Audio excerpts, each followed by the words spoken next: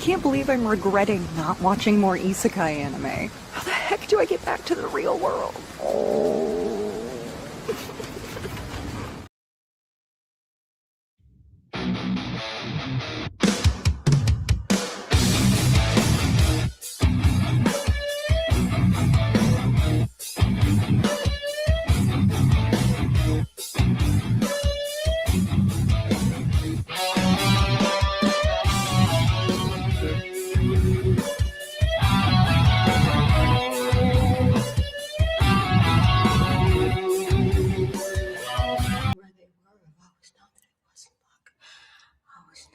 Wasn't luck.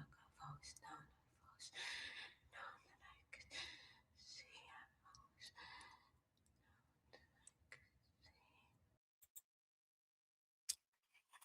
Alrighty. It's Friday in America and Saturday down here in the South. How are you, Tim? Oh, I'm here. You are. And I am glad. Yes.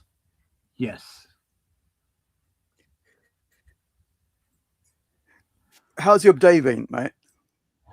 Hold on. Can you hear me? Oh, good.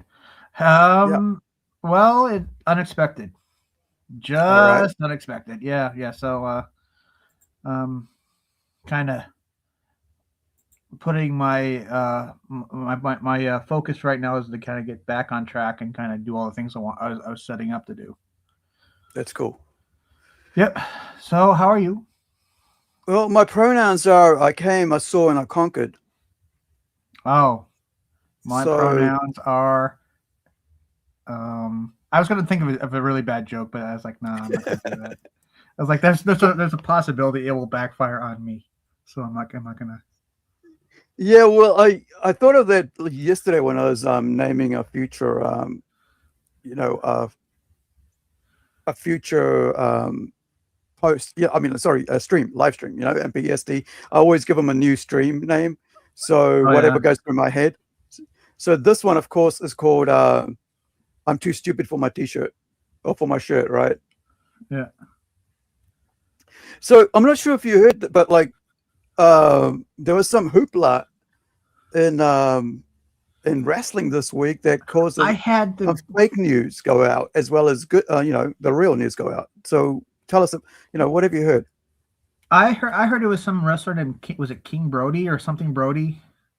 Brodie King. Okay.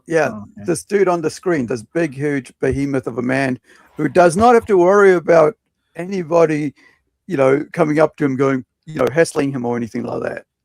So, which kind of really annoys me because when you got this big, tough guys and they're out here,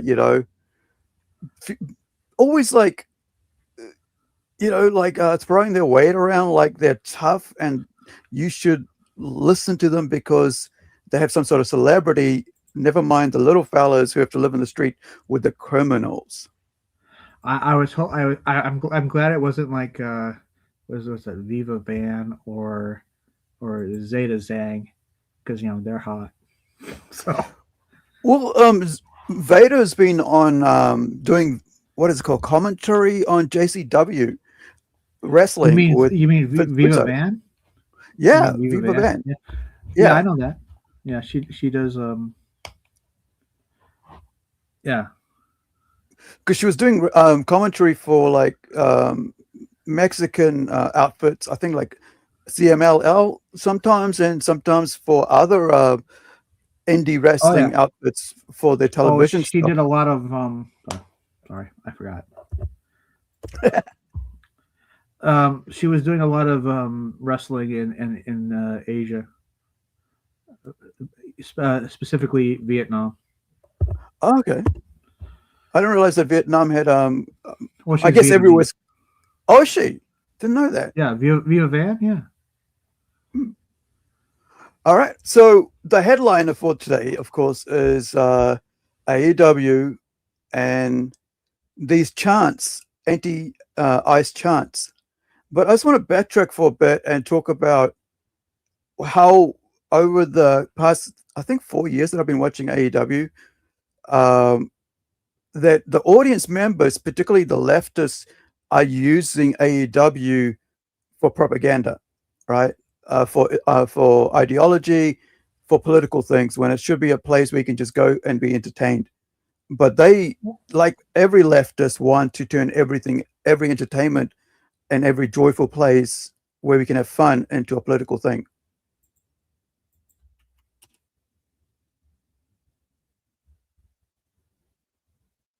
Tim, you muted yourself.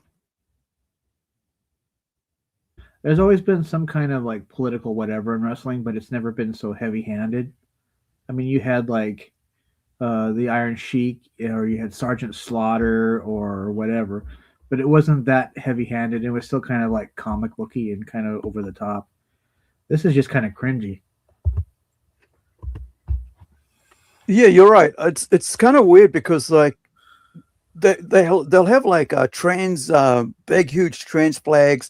They'll have Palestine flags, and this is just they did nothing about it, or maybe they did. And now when you have your own wrestler wearing a abolish ICE t-shirt, right? You gotta think like, well, are you guys actually policing your show, or are you not? Because in the end, you're catering to everyone, right? It's a TV show. You're catering to everyone, not just to a particular group of people with a particular set of ideology and politics. And it's just, it made me want to not watch it, or instantly didn't make me want, like, I just lost interest in this wrestler right away, this dude here, right? Brodie King.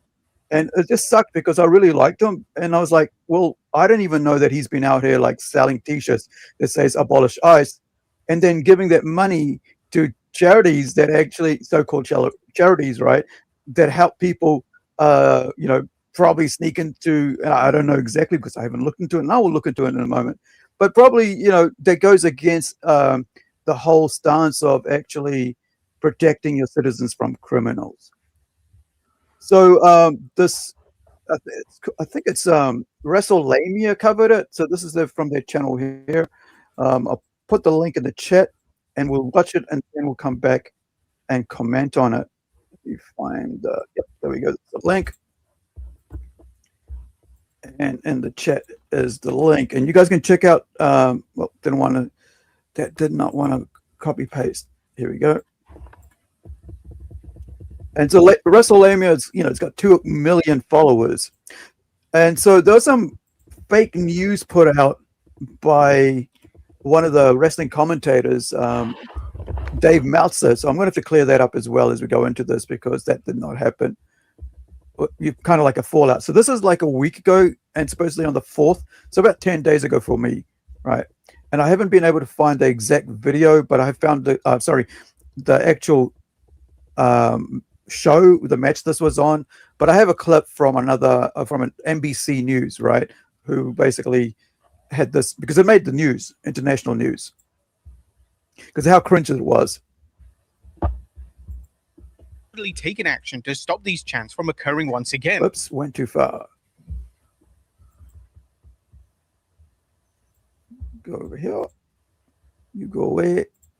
You play now. Next up, an AEW wrestler banned from the show. Now, last week, the main event of AEW Dynamite featured anti-ICE chants, and WBD has reportedly taken action to stop these chants from occurring once again. The main event of the show. So, yeah, WBD didn't.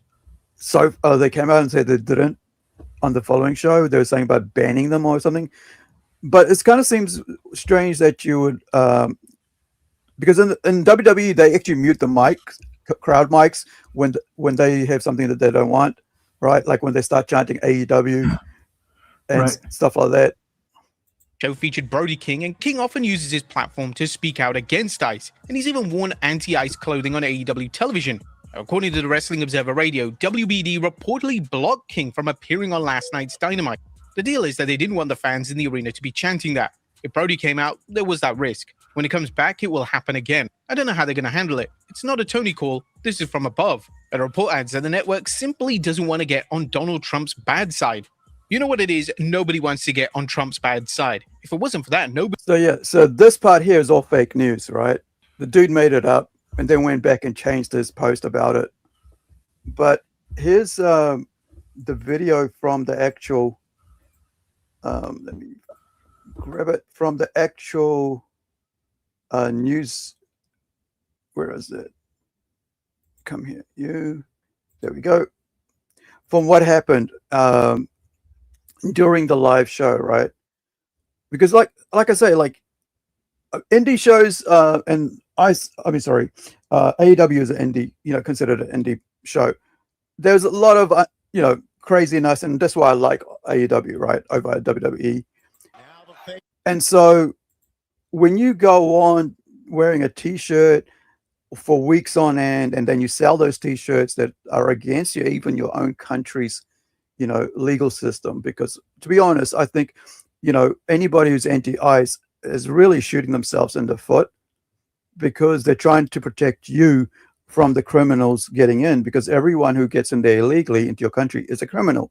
They broke your law, right?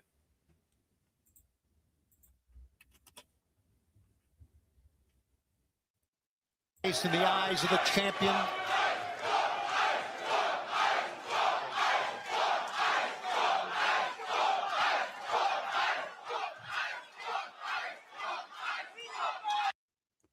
So, I mean, that's really gotta suck, man. Like, to be able to, like, wrestling this dude here, and he's turned the whole crowd against you and against your country, because he's all for the illegal immigrants, right? And here's the thing: they're not just from Mexico or South America; they're from China, from India. I'm an Indian, but I'm from South Pacific. From Sri Lanka, from Africa, from Asia. These are all able-bodied men who are carrying out crime in your country, and you're here promoting anti-ICE, anti-policing of those people. Well, one, what does he have to gain from it? Two, is he just doing it just to look good in the cameras? Like, look how much I care about something. Well, most leftists are like that, right? Yeah.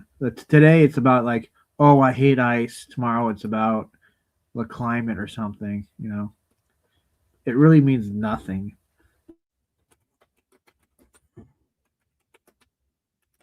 I'm just gonna check with. I wanted to do this live, so I want to check his background with his anti-ICE stance, right? Because like he's selling T-shirts with "Abolish ICE" on them. So I know when I was looking into who he was a while back, like early on, like probably about 2 years ago, a year ago, he was helped to become into wrestling and looking after himself and whatever by Hispanic I think it was Mexican wrestling gym people, right? A couple. So that's kind of like his background. So he was helped by Mexicans, and he seems like he was very troubled youth, right? And so that kind of goes into now he's usually people, and I've been that way myself. You kind of like take on leftist ideals that seem good at the start, but really it doesn't help you so much if you're really not really in a way, if you're really shooting yourself in the foot, man. I feel like this is like you're top of the game, you're about to go for the AEW Wrestling Championship, right? The big belt, and yet you turn this whole thing into about politics at a time where everybody's divided. But hey, 90% of your 70% to 90% of the actually, how many voters do you think voted for Trump? It was like what, 60% or something? I could look that up. I don't know. I'm beginning to hate politics on all sides, to be honest. Same, man. That's why I try to leave it do as less as possible, but sometimes they go into my entertainment, man, and I love wrestling, and this really sucks when they come into wrestling. I mean, what's his name? I even hated it when who's that blonde haired guy who just died? This 70-year-old dude, Hogan, right? Hogan. I really hated even Hogan when he was doing the whole politics thing because, I mean, not hated, but disliked it when even Hogan was doing it. But so this is Brodie King's background, right? So Brodie King, real name Nathan Blovett, is an American wrestler signed to AEW since 2022, where he was the part of the House of Black stable alongside Malachi Black. Malachi Black has gone to WWE. Buddy Matthews is injured, and Julia Hart has joined the Sisters of Sin. I think Sisters of Sin or Sisters of something like that. But she's in affection with Blue, and also this new character who I've forgotten is like Toxic Spider, and she's from is it Super? Oh man, there's so many freaking wrestling groups out now. I forget the name. So he's known for his hardcore wrestling style, tattoos, and background as vocalist for the hardcore punk band God's Hate. Right. So King has competed in promotions like Ring of Honor, Pro Wrestling Guerrilla, PWG, and he's World Tag Team Champion currently, but his partner is injured. So here it goes. So he's been outspoken for the last 2 years, right? So King has been outspoken against U.S. Immigration and Customs Enhancement, ICE, publicly advocating for its abolition through social media and merchandise. In 2024, he wore an abolished ICE t-shirt during multiple wrestling matches, events, including an AEW Dynamite match on last week, right? Which prompted the Vegas crowd to chant "fuck ICE" repeatedly.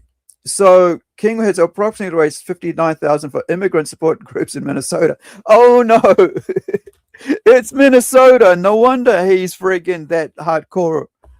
Yeah. It had to be. Well, Minnesota. I've heard of that band, but I think the band I prefer more is Twitching Tongues. I think they're better. Right. But yeah, I think they're kind of lefty like that because I don't know, they don't do it all the time, but I think when they're on the shows he said quickly "Free Palestine." Yeah. Yeah. It's really uneducated. It's like you with these can people, like right? you can like music and kind of hate with the band's politics. Yeah, I think at this stage you have to do that because some people are just ignorant, I think, when it comes to this sort of stuff.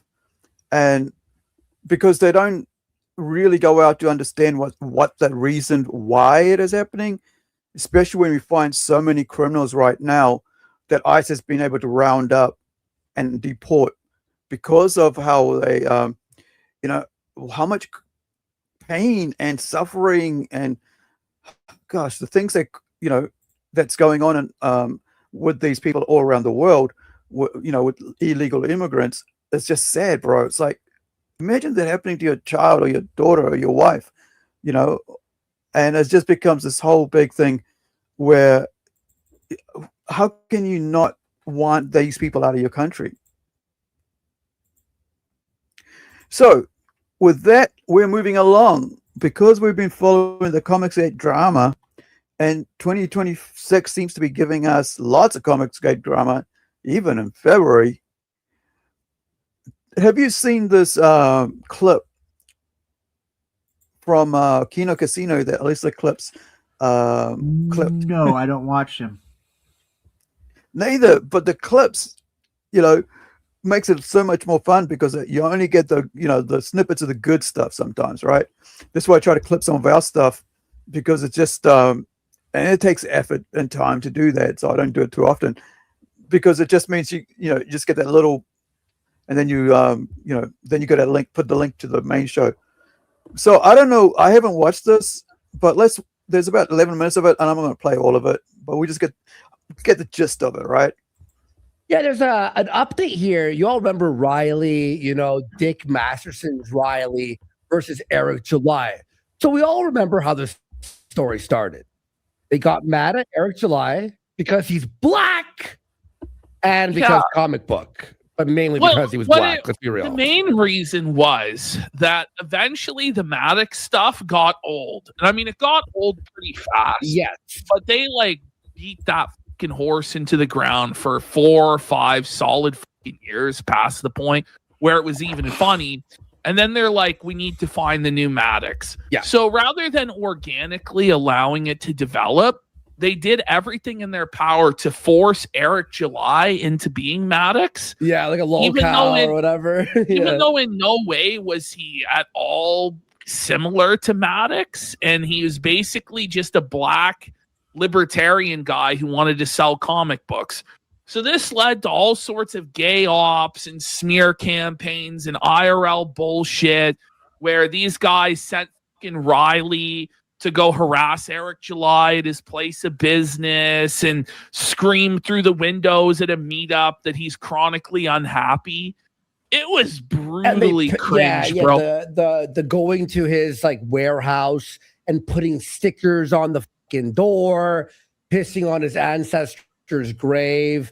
Dick Masterson co-signing it. Admitted that they pissed on the fucking grave and that it wasn't just. I mean, we all knew that they fucking pissed on the ancestor's grave or whatever. But it's just unhinged. It was just unhinged for no good reason. Like it's not like this guy was Ethan Ralph and had been involved in all sorts of dirty shit and was going around and doing this or that. Like the rules of engagement for someone like Eric July are not really like that. You can't just do that shit. And Eric held like stoic during the whole thing. You know, he didn't say anything. He tried to be chill about it, but. And now it's to the point where EVS, like, I don't even bother covering this fucking irrelevant bum. He's so boring, bro. He's the worst. He's so fucking boring, but he's basically admitting like there's no more refunds because he doesn't have the money to refund people's shit. Rainbow the Brute is like 5 years late. Like this guy has at least a half dozen comic books that he hasn't fucking delivered on, sitting there crying about a guy who's delivered every comic book that he's promised. He hasn't fucked up even once. And a lot of EVS's buddies, it's the same issue. And they gave Comicsgate a bad fucking name because they didn't deliver on the products that they claimed that they were going to fucking deliver. Now EVS is in this whole controversy with the rip-off verse. Yeah, you know when people were saying where's my books and where when are you going to deliver the books and on, but you keep obsessing over Eric July when people have told you to stop, and now you're reaping what you sow. I do not feel bad for EVS. In fact, I hope he goes to hell, straight up. But how much millions has he stolen off people, bro? I don't know, but when he goes to hell, I'm sure he'll meet a few of them. Yeah. It's just that this one here is so crisp, right? It's just straight 3 minutes of telling you exactly who Eric July is and exactly who Ethan Van Scammer is, right? Ethan Van Sciver. It's like this dude and this dude. There's chalk and cheese. One dude does what he says he's going to do. He gets it into your hands. The other guy, he says what he's going to do and then blames the other guy for not getting into your hands, right? It's just like, man, 200 live streams later, and he's just still hasn't in 5 years produced that comic book. And he had to take down all of his trash casts for God knows what, when there's legal threats this way and that way. And EVS is threatening to sue Yellow Flash for Yellow Flash saying that EVS took all the money to the casino and fucking lost it all. But Tim, EVS has taken money to the casinos, to the theater, to the ball game. Yeah. And he's also told us all, like the clips I've seen, how much he's lost every time he's gone. Even where his wife is saying, "Hey, you should be winning money, right? You should be bringing home at least something." And here's the thing: in the past, when I was working at sports restaurant kind of thing, and I was in the kitchen as the chef, whatever. And doing late nights and stuff. Every time I had a break, I'd go and put in some coins in the machine because it was part of it, right? We call them pokies down here. I'm not sure what you guys call it there. but the coin machines. Yeah, coin machines. Yeah. Yeah. Yes. So it got really bad for me because I would just be throwing money down there, and then I went to my manager and I said, "Can you like ban me from that area?" And then so I was banned from going there. Every time I went in, even tried, then everybody knew I was banned, right? My workmates knew I was banned from there, so I shouldn't be in there.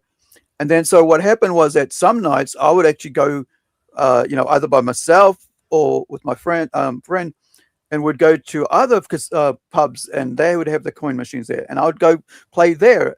And then my manager had moved over there, said, "Hey, you're banned from here." It's like, I go, "Oh yeah, I know." I said, "I don't want to see you in here again," because what was happening down there was like every place that was like a sports related or anything, like 90% of the businesses down there were owned by the same licensing thing, right? So if you banned yourself from one place, you got banned from every single place. Well, so I guess that's good then. Exactly, but it was hard, and I would like go to this other place during my lunch break between my work thing, because that's addiction, right? I just needed to get that. Every time I felt stressed out, I would go and play, and this is what is happening with him. And I know what happens when you're really stressed out, because if you're a gambler and you get stressed out, that's what you run to. If you're a smoker, when you're stressed out, you go and smoke a pack a day, right? And if you're alky, you'll go drink hard out into oblivion. If you are if you drink a lot and you get stressed out, and like people eat a lot when they get stressed out, if that's their thing. And that's what addiction is, right? It pushes you to where you can be lulled by the very thing that's harming you. And Ethan Van Sciver, his whole thing is gambling, right? And so he's got to he must be itching to get rid of, every time he like me, I would in my head, I'll be like, I need to go. I would hear the coin machines in my head while I'm sleeping, bro. That's how bad it got. And then I had to wean myself off so much. And I even went to a counseling thing for gamblers. And I went in there and said, and the guy said to me, so how much do you spend, waste? Oh, about $1,000 a month. And I was like, oh, that's nothing. People are in here with house things. And I went, shit. People are come here after they've lost houses. And this is me on the way down to hell. I'll be losing, my property, my cars, my job if I carry on this way. So I stopped, bro. Right? Because we had moved to another city at that time. And so it took me about a year again to clean myself up. I think maybe 8 months to just totally go, no, this will not control me. But EVS, bro, he's not like that. He's like, I'm going to help you gamble. I'm going to have you do things. I'm going to show you how to gamble. Dude, nobody can tell you how to gamble to win, because it's a machine that's that's been programmed to pay out at certain times. And unless you have a friggin' computer brain who's able to calculate when, and even when you walk away from that, somebody else will win it. It's happened to me twice, I think, right? I've been sitting there for hours, and then somebody just comes in, puts a coin in, five spins later, and he's won. And I'm like, I just wasted $200 and I got nothing. So I looked over and went, this is not good. Have you ever gambled before, bro? I'm not very good at it, because I don't believe in wasting money unless it actually turns into something. Yeah, I just can't do that. That's the same thing like with smoking. That's why I stopped smoking. I think it's about 3-4 years now that I gave up smoking, after smoking for about maybe 20 years, 15 years of my life. And it was like money. Like, why am I spending this money on this when I can spend it on other things that's more important, like making my comics, right? Like buying music, things that will last and not just be, puffed away. And this is the problem here with Ethan Van Sciver, right? He's an adult who doesn't really understand that he's just stolen all this money, right? In this fraud scheme with using comics, and millions have gone from people who backed him. He actually talking about like I'm limping, bro. I'm hurting, bro. If anyone says anything, I'm gonna sue them, bro. Whenever guys start talking about lawsuits like that, it's another one of these signs of becoming a lolcow, where you're just assuredly fucking felt it. Oh, bro, you can't make fun of me, bro. It's okay, you fucking 400-pound, 57-year-old fucking geriatric. No one gives a fuck about you.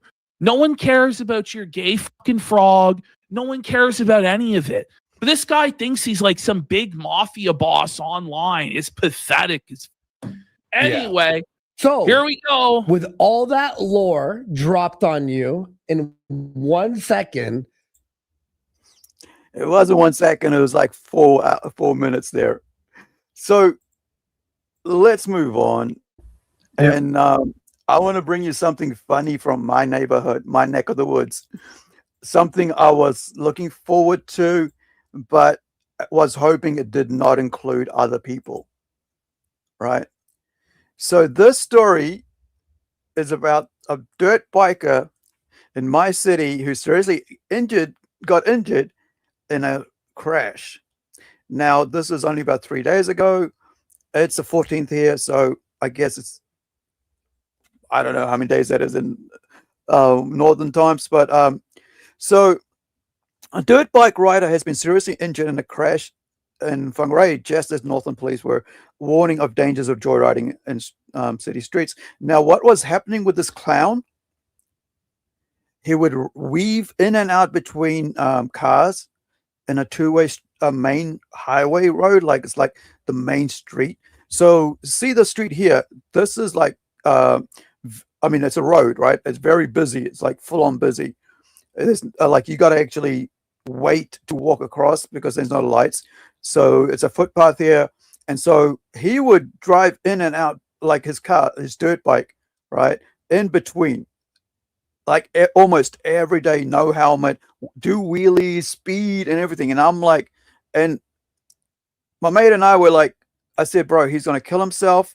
And that's okay, as long as he doesn't do it involving other people. However, the latest crash occurred about 5:20 on Monday in the suburb of Romanga near the intersection of Otaga, blah, blah, blah. A car and dirt bike were involved, with the rider suffering severe injuries. I worry for the car, passengers in the car, right? Because I don't really care about this guy. This guy was waiting to die, right? He was such a moron that he was waiting to die. So there's problems all over Northland where you've got these morons, you know, just doing these silly things, right? So let me see here. So there was another one, right, as well, including these dirt bikes, right? Kaikoi, where this other one happened earlier. It's a rural township. So it's a small town, but lots of farms and all that, surrounded by farms. So a little boy was hurt there, right? Because, you know, so Armstrong especially is concerned about the trend of people taking young children joyriding on city streets without helmets or protective clothing, or bikes that often had poor brakes and bald tires, because they're rural areas. They don't, you know, and they're just showing off, right? The danger had been highlighted by severe facial injuries suffered by a 3-year-old boy in a dirt bike, right? Crash in Kaikoi. Armstrong said the 22-year-old old's father had been charged with driving, and the child. So this is not a child who's driving, like a teenager who's driving. This is a friggin' 22-year-old who took a 3-year-old for a joyride with no. Well, why would you even put a 3-year-old on your bike, man? No helmets, no nothing. But it's just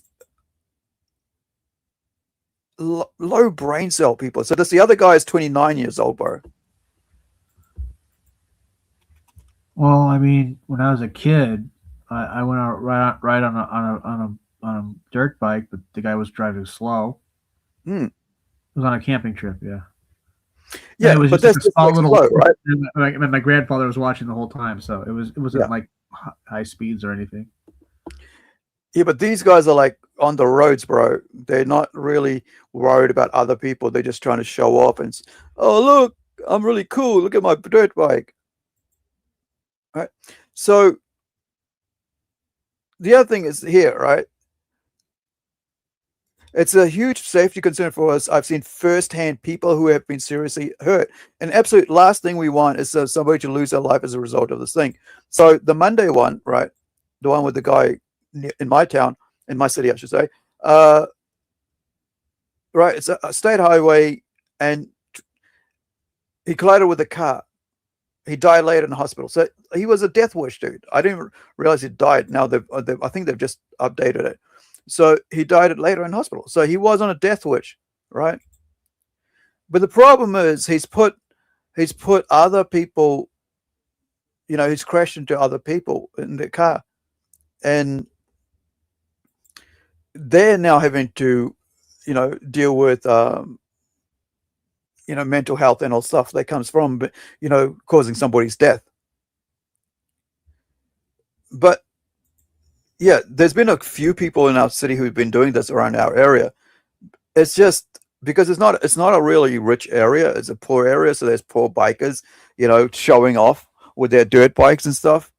It's just so annoying, bro, seeing that, because it means that like other people are getting hurt and not only them. And it's just stupid, because I think, it just seems like the mental health is just not. It's this. I think it might have to do with this whole YouTube generation online thing. Taking videos of yourself, loading it up, and then people videoing and stuff. Doing it, yeah. Yeah. Well, they're also filming themselves doing stupid things when they shouldn't be doing stupid things or filming themselves. Back in the day, you could do something stupid and nobody else would know. Yeah. Those were good old days, right? When where you could just do stupid thing and nobody had a recording of it, and like walk away feeling stupid, but that was it. If you were doing something you weren't supposed to do, maybe your parents said like, well, you can't go to Seattle because it's dangerous, blah blah blah, and you go to Seattle anyway. You didn't film it. You didn't leave evidence that you went against what they told you not to do. Yeah, but now everybody's recording it, and it's just like, oh, or look. like my favorite one is the teachers that do things at work that they're they're promoting stuff they shouldn't or whatever, and then they run to TikTok to film it and brag about it, and then they wonder how they get found out, and they get fired. Well, since I think I'll just put on a funny thing after that, because just a palate cleanser, I guess, because that was just crashes and people dying and causing other people pain is not the coolest thing. So this is before we go into the next subject, which is Epstein and Trump. We're going to look at some embarrassing moments. Да, и плечо.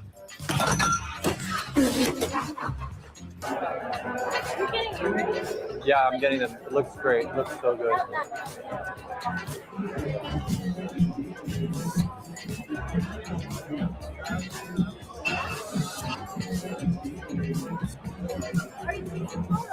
Yeah, it's so good.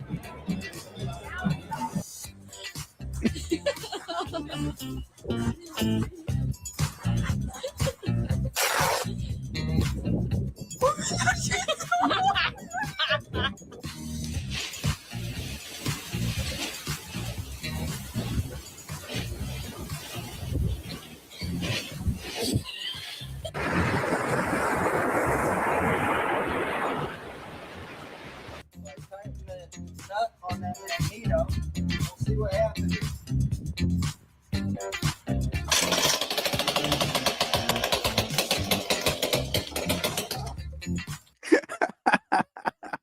I was not expecting that. I was expecting him to get hurt or something, but not that. Yeah. That was, All right. So some major news keeps coming out about Epstein, right? Oh we're man, gonna what can it be this time? Something horrific, I bet. Well, we're going to be looking at a bit more of that on a future episode where it's just covering Epstein as the main theme. But because there's some crazy shit coming out, man. It's just There is. There is. It's like it's a whole network of weirdos and gross people. Yeah. So this is a clip from Asmongold. I haven't seen it. I mean, I haven't seen the original, so there's the only one I could find on it. Apparently, this is what's so fucking insane. I did not expect this to happen. Trump was one of the first people who was a whistleblower on Jeffrey Epstein. More evidence that Trump was the original Jeffrey Epstein whistleblower is coming out in the court documents. Trump was responsible for Epstein's first conviction. So you remember whenever this came out? When he first heard the rumor, he kicked him out of Mar-a-Lago. He was an FBI informant. I can tell you that I talked to President Trump back in 2009, and several times after that, he helped me. He got on the phone. He told me things that were helping our investigation. I now see why Biden didn't release the Epstein files when he had 4 years to do so. I don't think anybody was predicting this. This is the file. Knew Epstein was disgusting. Trump said Maxwell was Epstein's operative. She is evil and to focus on her. Trump told blank that he was around Epstein once when teenagers were present, and Trump got the hell out of there. Trump was one of the very... See, that's what I've been saying all along, right? When we've been talking about Trump in relation to Epstein, because I remember that original thing where he said that. He said, like, he was at my, at my club. I saw him. He was being creepy with chicks and with young girls, and I told him to get the hell out. Tim. So yeah, and they've been trying to like pin Trump to Epstein, but it's like no, the only thing you know is that he kicked him out of his Mar-a-Lago. Yeah. And then he also, I guess he got like a Christmas email from him, but I don't think he responded to it. This is 2009, man. And Democrats have been like, oh, it's Trump this, but we find out like, dude, it's like there's so much coming out about how many, how he was helping out and how many people were involved in like the bad things evil things that Epstein was doing around the world. And if it wasn't for Trump, like going and whistleblowing on Epstein, the dudes would still be probably doing it. First people to call when people found out they were investigating Epstein. No one could explain how Epstein... Hold on. Let's go back there. Evil and to focus on her. Trump told blank that he was around Epstein once when teenagers were present, and Trump got the hell out of there. Trump was one of the very first people to call when people found out they were investigating Epstein. No one could explain how Epstein made his money. Prince Andrew was a fixture in Palm Beach. So Jeffrey Epstein thought that Trump ratted him out. Epstein came to believe that it was Trump who had first caused him to be investigated by the law enforcement in 2005. This is also one from 2016. Oh, wow. Way back in 2005?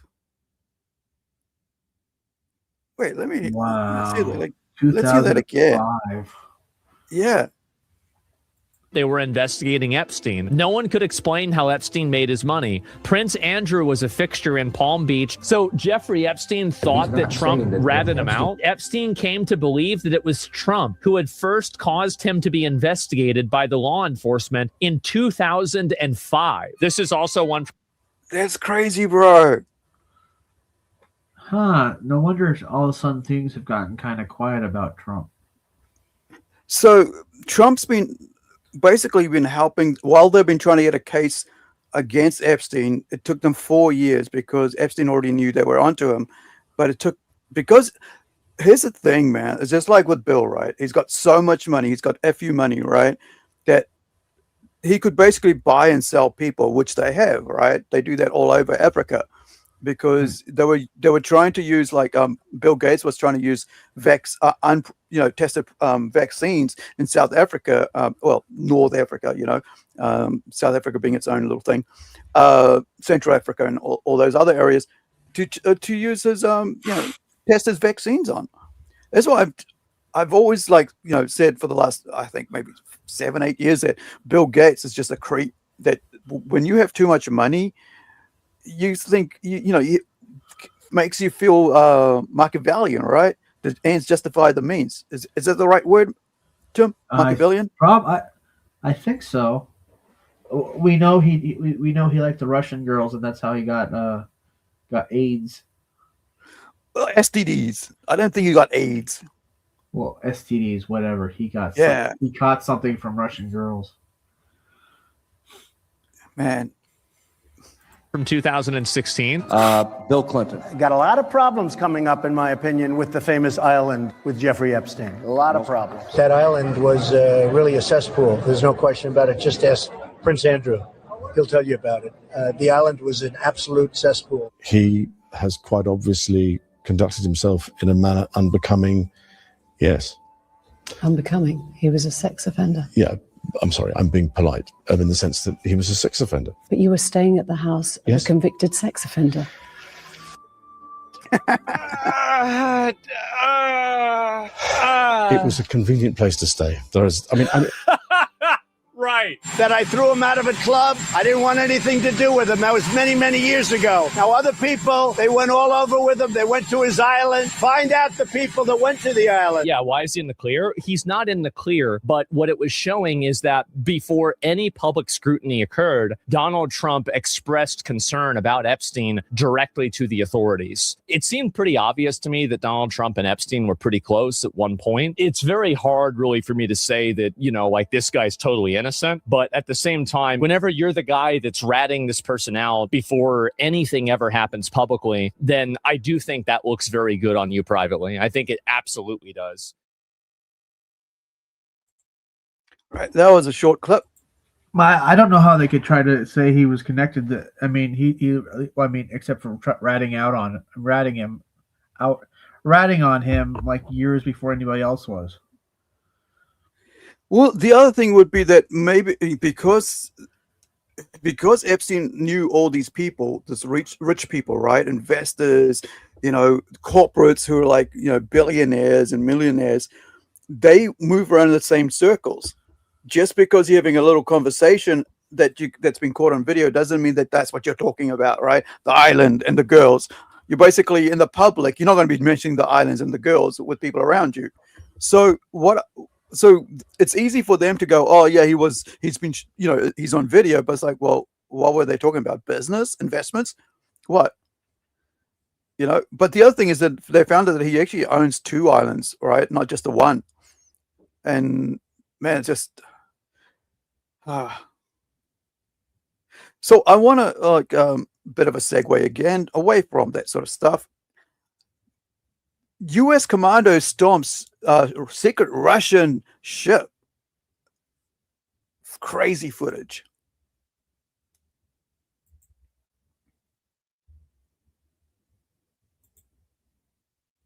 What have the Russians Welcome in, done this everyone. time? I hope you guys are doing great.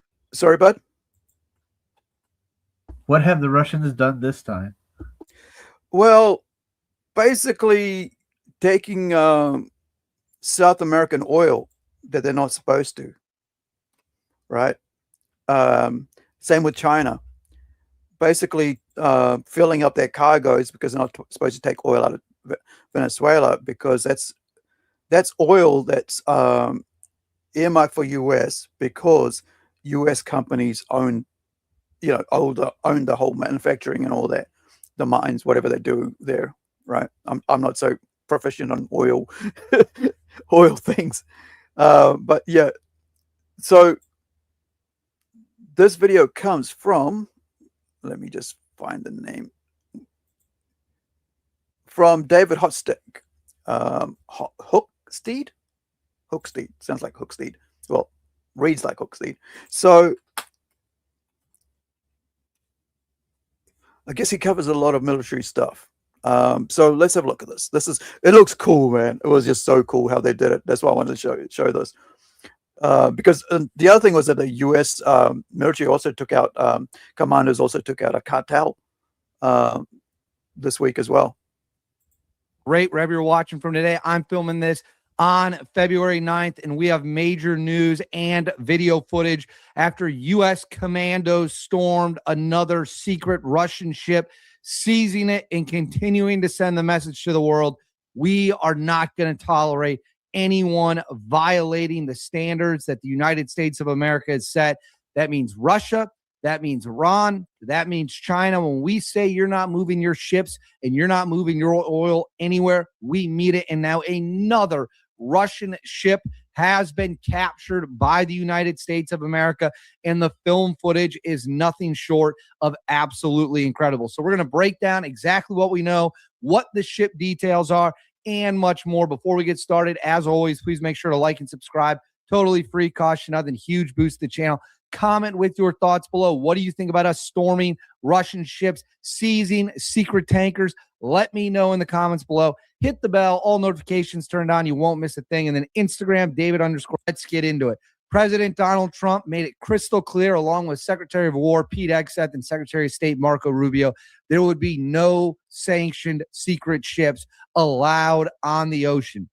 If we find them, we're taking them down. We're not letting these countries, our enemies, do whatever they want. It will not be tolerated. It will be stopped. And one of the big things you got to stop is the oil tankers, especially with Iran and Russia.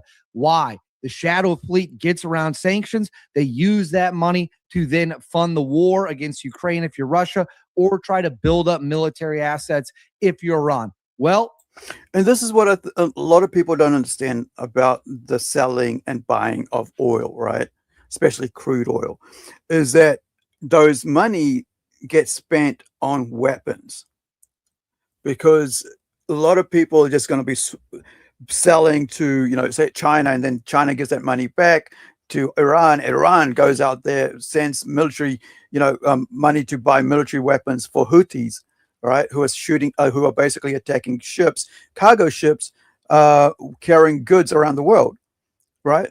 And also, then you've got them also carrying out war against the African people in South and Central Africa, North and Central Africa, against the Arabs, carrying them out against the Black Africans, because they hate them, right? Because Black Africans are basically either animists or Christians, but they want them to be Muslims. So, they got to kill them if they don't become Muslims. Let me throw this up on the screen for you. This was shared this morning, February 9th, Monday, February 9th. The Department of War posted on Twitter, when the Department of War says quarantine, we mean it. Nothing will stop the Department of War from defending our homeland, even in oceans halfway around the world. Overnight, U.S. military forces conducted a right of visit, maritime interdiction, and boarding on the Aquila 2. Is it the Aquila 2 or the Aquila II? I honestly don't know. Without incident in the Indo-PACOM area of responsibility. The Aquila 2 is operating in defiance of President Trump's established quarantine of sanctioned vessels in the Caribbean. It ran and we followed. The Department of War tracked and hunted this vessel from the Caribbean to the Indian Ocean. No other nation on the planet has the capability to enforce its will through any domain by land, air, or sea. Man, when you see the map of how far they went, it's crazy, bro. It's crazy. Forces will find you and deliver justice. You will run out of fuel long before you outrun us. The Department of War will deny illicit actors and their proxies the ability to defy American power in the global maritime domain. So this was a secret Russian ship operating, I believe, out of a Panamanian. As a New Zealander from the bottom of the world, I'm going to have to say, and I believe this wholeheartedly, that we need a strong America. We need a powerful America.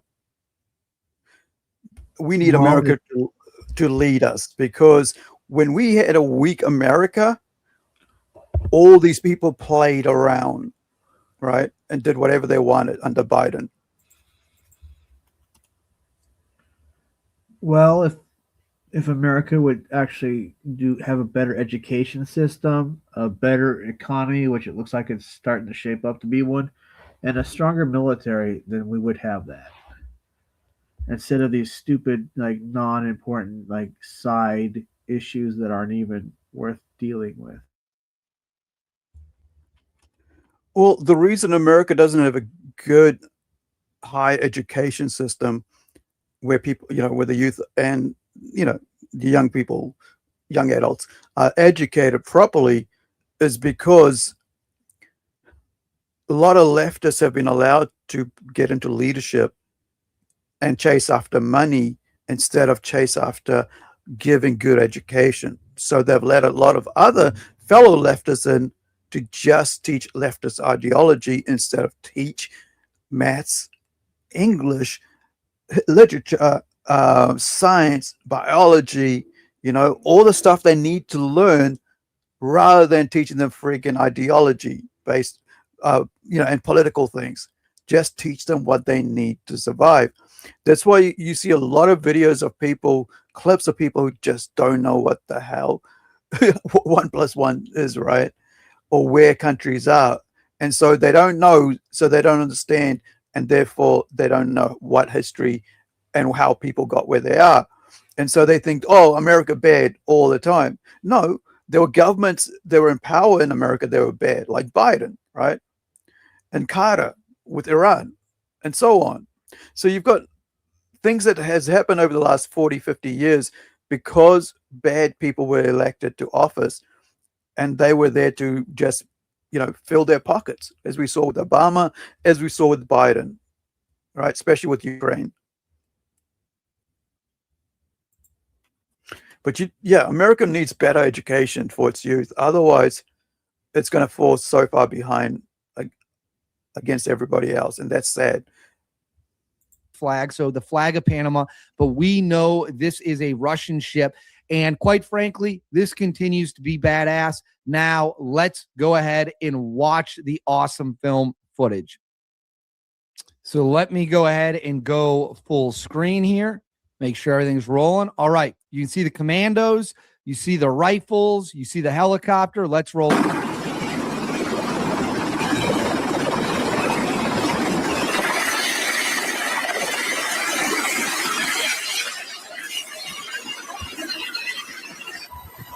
Here it is. So you got a sniper here on the screen. This is the secret oil tanker, the secret Russian ship. Sniper is at the ready to engage any possible hostile target.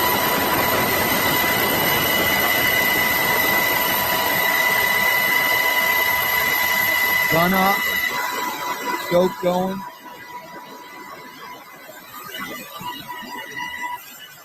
And then right here, you see the helicopter right there. They are offloading all the commandos. And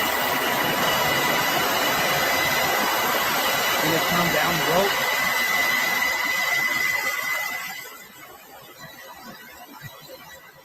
They're fanning out, guns up. These are the workers on the ship. They don't want to firefight, so they're coming out. The commandos are ordering them around, and helicopters dropped its last people off. Rope is up and getting ready to roll out. What's interesting about this is, generally speaking, they have announced that it's the Coast Guard that is taking these ships. This time, they just said it was strictly the Department of War, didn't make any mention of the Coast Guard. And that makes me wonder, is it possible that SEAL Team 6 was the unit chosen for this one? Let's go back to the sniper part just because that's really cool. So right here, you got a suppress. Looks like an SR-25. He's got it. I'm going to put this on the screen. So this is what I wanted to, I was saying earlier, Tim, about like how far they went to catch that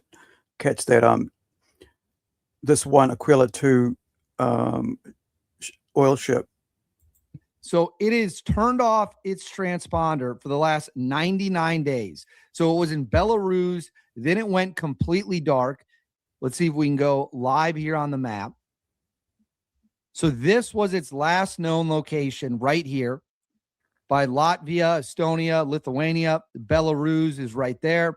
That was the last known location of the tanker. And that was, again, 99 days ago.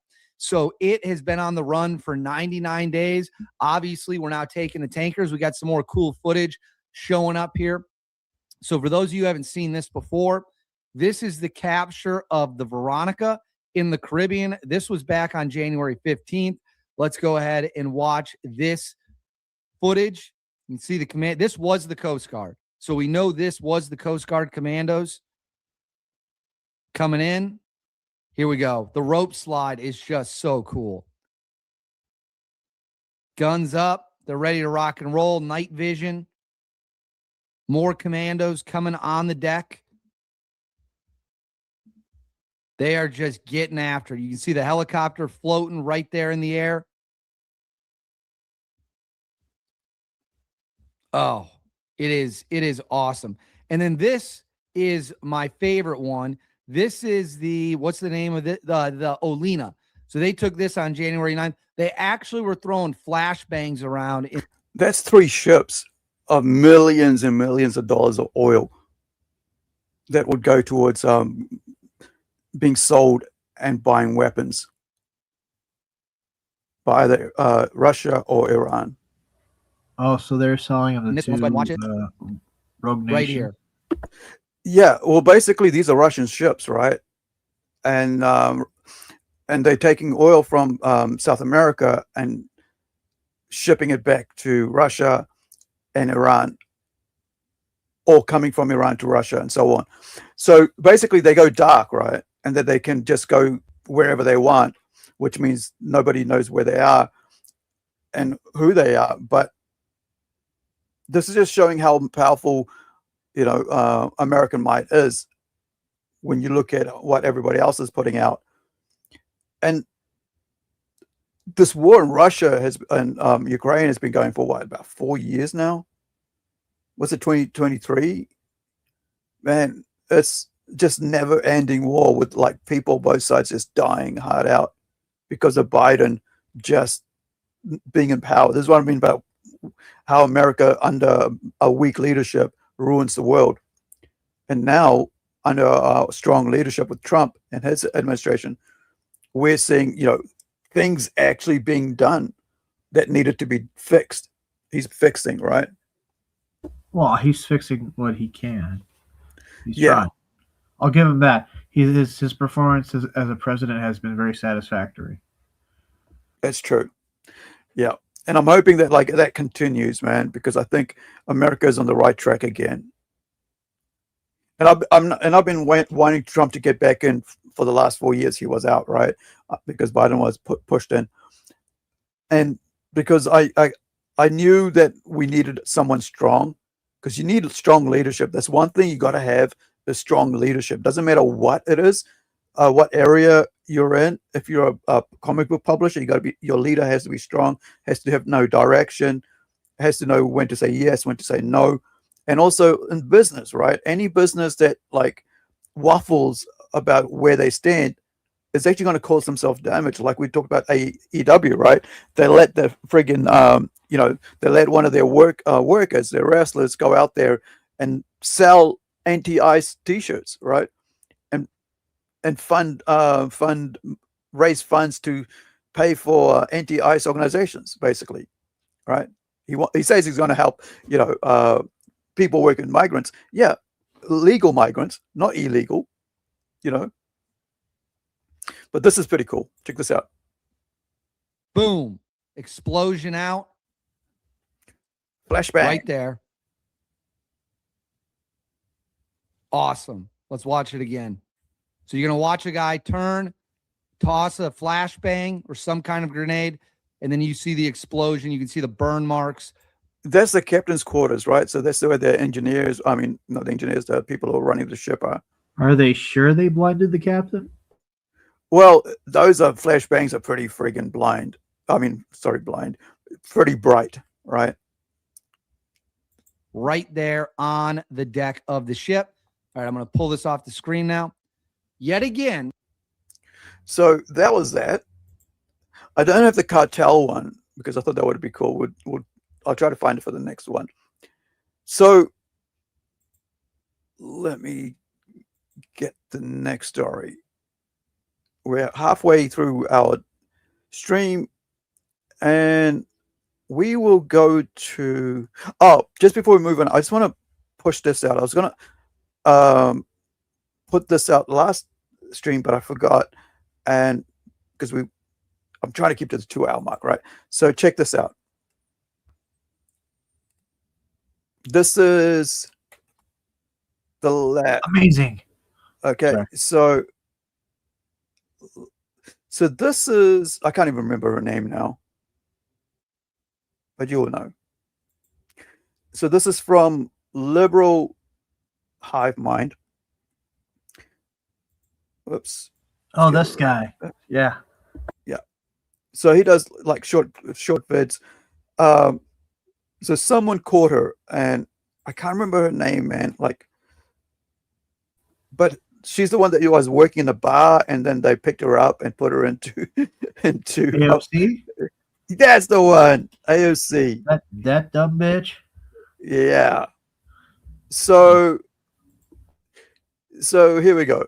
Intro laid it out quite clearly. Now take a look. If you want to be kind of a more active observer and member of your community, there's legal observer training, which is if you see that ICE is active in your community, knowing the things that you can do legally to observe, to film, to take note, without being deemed as impeding law enforcement, and how you can do these things and assert the rights of yourself and your neighbors. So part of what I wanted to communicate to you all here today is what we need to do as a community and the fabric that we can help build as a community so that we can take care and keep each other safe in this environment and keep our neighbors safe in this environment.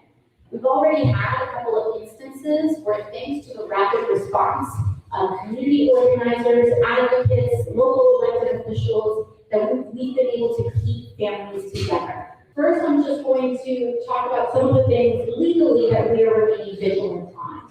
There's a safety plan, and find your legal help before anything happens. Once ICE detains a person, they do not have the ability to get counsel once they are detained. But if you have counsel before you're detained, your lawyer has to be able to speak it. And there are many organizations. So this clown is telling illegals how to, right? How to system. Yeah, how to be criminals further and how to buck the system. This is your own government, opposition government in place telling the criminals how to get away with being criminals. Even directed them to how to get training from your how to get trained to know your rights to illegals, bro. Not legals, illegals. This is why America's in a mess. Because their own government politicians, right? Their own politicians are against American people. This is the dumbest person. Well, one of them. There's a few dumb people in the world, like Hassan Piker. But this one, she's one of the major dumbest people in the world. That's all I can stomach from her. But the link's in the chat. Go grab it if you want to watch it later. Now, this week has been a harrowing week, right? It's been bad. So let's start with Canada.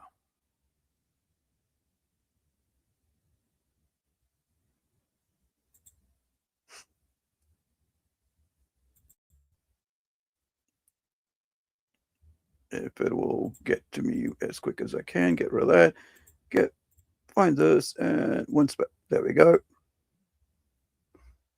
We're continuing to follow that breaking news out of northeastern British Columbia. Police responding to an active shooter at a secondary school in Tumbler Ridge. And Sarah is watching this for us. Yeah, the active shooter alert, this would have come about 3 hours ago now for Tumbler Ridge. It covers actually quite a large area. Tumbler Ridge, a small community. In addition to that, Chetwynd, Dawson Creek also included in this. RCMP saying that all of these areas, particularly Tumbler Ridge, is in a shelter in place. Do not leave your homes and do not go to the school unless directed to do so. There are 2 schools in Tumbler Ridge. There is the secondary school as well as the elementary school. And according to the school district website, there is a lockdown and a hold and secure in place for the 2 schools. What we know from the latest RCMP press release, they are saying that the original suspect is believed to have been found dead. They are right now working to confirm whether or not there is a second suspect in this. And according to the initial active shooter alert, that active shooter was described in that alert as being a woman, brown hair, wearing a dress. They are also working to determine whether there are injuries, whether there are victims in this. We have confirmed. So that was the initial thing. There was a woman out there shooting up people, right? So what ended up finding out was that it was a dude, a trans dude, who basically shot up his, I think his, let me see, what was it?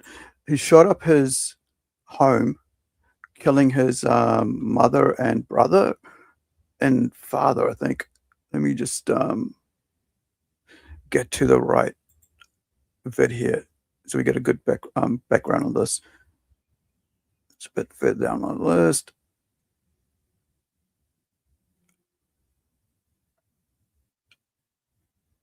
Here we go. So we've got this dude here coming out, and the way they reported around the world was crazy, bro. Gun person, right? They were calling him a gun person. When it was found out that he was a dude dressed up as a chick, they started calling him a gun person. So this is the other video clip. If you have questions, I'm prepared to take them at this time. Officer Romina Dea from Global News, could you please expand a little bit on the suspect? Was he known to police? Were there any red flags regarding his? Tim? Yeah, I've seen this. This guy, he's just being kind of easy about it and not saying what people would normally say about this person. Yeah, it's kind of pathetic. Yeah. Mental health. So a suspect is identified as an 18-year-old female by the name of Jessie. We have a history of police attendance at the family residence.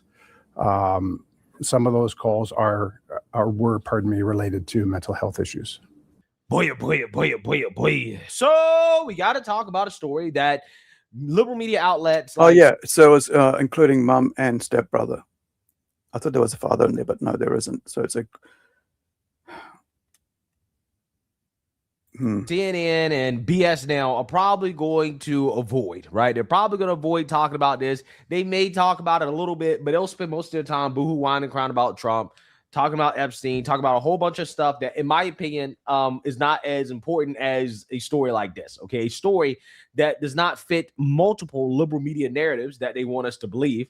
A story involving a transgender Canadian school shooter who slaughtered 8, including mom and stepbrother, seen holding rifle in eerie photo. Yeah, so this story involves an individual, an 18-year-old by the name of Jesse Van Rootselaar. I'm not sure if I pronounced this person's name correctly, but Jesse here had dropped out of the high school about 4 years ago, earlier, before committing this mass shooting. Jesse is a biological male, but has been living as a transgender woman. Now, Jesse has a history of mental health issues, but somehow, some way, in a country like Canada that has very, very, very strict gun laws, got access to a firearm and then committed a mass shooting. So we're already seeing multiple liberal media narratives broken here, right? Already, if you haven't picked up on it. One, again, we have a transgender individual. We're not supposed to say that. We're not supposed to acknowledge that. Apparently, that is hate and bigotry to say that. Now, again, if this individual was just a straight white Christian male, the liberal media would make it mandatory to acknowledge that it was a straight white Christian male. And if it was a Trump supporter, they would definitely tell you that it was a Trump supporter, right? But because, again, this person is transgender, we're not supposed to say that, right? We're not supposed to acknowledge that. But what you have here, again, is a mass shooting happening in Canada by a transgender individual, a narrative breaker, right? So without further ado, let's learn a little bit more about what happened here from the mainstream level media. And then we're going to get into law enforcement, because the law enforcement authorities who are handling this case, they're embarrassing themselves, right? They're humiliating themselves, trying to adhere to woke ideology while covering this situation. So without further ado, let's go ahead and get into it. A mass shooting in British Columbia, Canada, has left a small town in complete shock. Police say the shooter killed at least 9 people at a school and in a home about 400 miles west of Edmonton. More than 24 others were hurt. The alleged shooter was also found dead. Let's go to CBS News correspondent Chanel Call. Chanel, what do we know about the suspect? Yeah, there's so much to break down here, Liz. As you know, I'm Canadian. You mentioned Edmonton. I actually lived there for 3 years, and that is in a province called Alberta, which is the bordering state to British Columbia, where, of course, this mass shooting happened yesterday. So today we heard from authorities. They said that they got the call at Timber Ridge Secondary School at about 1:20 in the afternoon. They said that right after they got that call, they activated and they were able to get there on the scene in about 2 minutes. So, Liz, they say when they got there was active gunfire. Those officers, Liz, they went inside, and then within minutes, they say they found the shooter dead with a self-inflicted gunshot wound. They also say that 1 teacher and 5 students between the ages of 12 and 13 years old were also found to be shot dead in that shooting. And they also say that before the suspect actually got to the school, Liz, they believe that the suspect killed their mother and brother at the family's home. Listen. Wow. So a suspect is identified as an 18-year-old female by the name of Jessie. We have even in death, they try to protect the dude, right? Even after murdering. Why he murdered a bunch of people. Yeah. It's like, dude, he murdered 9 people, including children, his own mother and stepbrother. And you want to protect him by sticking to his pronouns? You friggin' loser. Canada is, if I remember right, Canada is where it all started, bro. The trans ideology movement and how to, speech control, right? And even after death, they want to control speech. That just pissed me off, man. Like, hold on. It's, here's something else, right? That this is from Sky News, my favorite channel out of Aussie. So I did not know this, but I have noticed this, right? So 2 out of 5 shooters in the past year, right? And I think she's talking about like Canada. I'm not sure, but because I was going to play this video in a future stream, but just because he brought this up, I'm going to play this here. Let's get to the very start. The latest mass shooting attributed to a trans or non-binary killer, or as the Canadian authorities call him, the gun person. God forbid they should misgender a mass killer. That includes the deceased gun person. Okay. And then separately, do you know the gun person's relationship to... Army, what more do we know about this gunman, Jesse Van Ritselaar, and this horrific crime? Yeah, you stole one of my notes. I mean, how Orwellian, gun person. That is chilling and crazy. Yes, we know this was a trans person. First of all, look, as we now have to say, we talk about gun laws and what their effects are ultimately on shootings. Canada has one of the strictest gun laws, certainly in the world, and yet this is a mass shooting that we've had. Isn't it interesting that the most controlled place when it comes to gun laws is the place that they have mass shootings? Look, if the gunman wasn't a straight white male, it's the job of the authorities to hide their identity. That's the way it works, right? It's a straight white male. we'll identify him all the live long day. But if it's not, so if it's a trans person, we're going to do whatever we can to obscure what the identity is, right? And look, you know, I had, you know, like I always do, I do show prep, and I did my research with AI, and we always have that fun AI stories. And I asked, well, what percent of school shootings we've had in the last 5 years have been from trans people? And it refused to give me a number. It kept saying it's a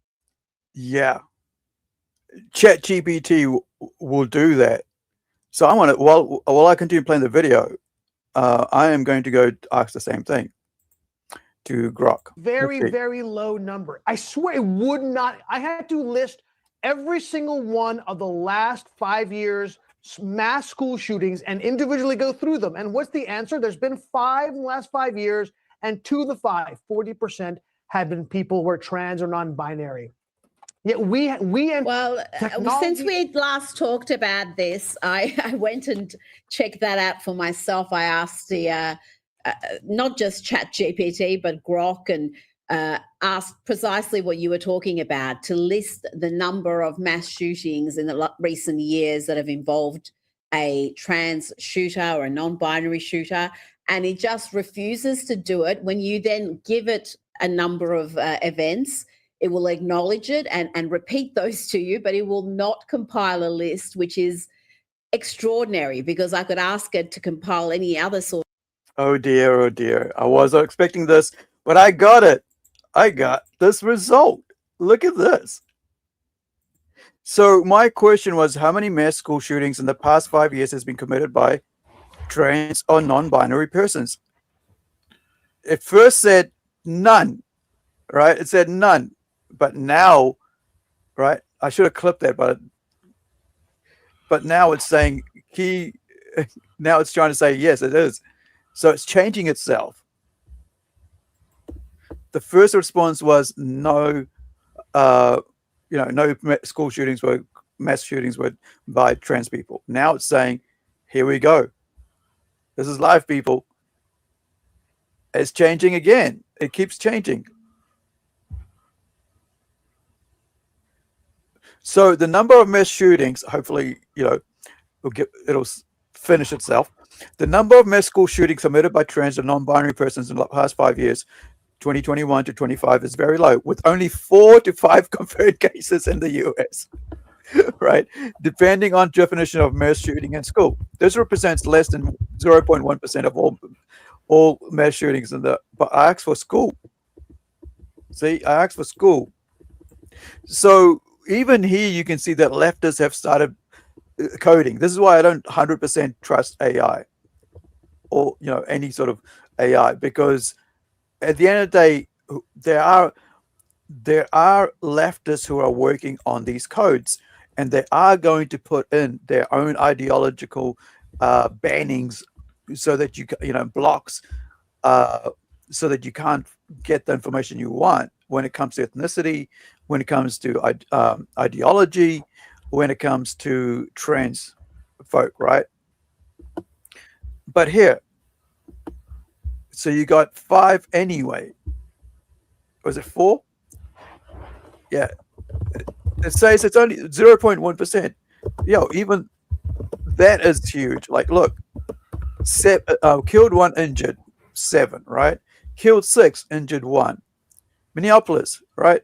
Injured multiple, doesn't say how many here, right? Killed 2, injured 1. Tumbler Ridge. But that's wrong, because this was actually just wait, isn't this week?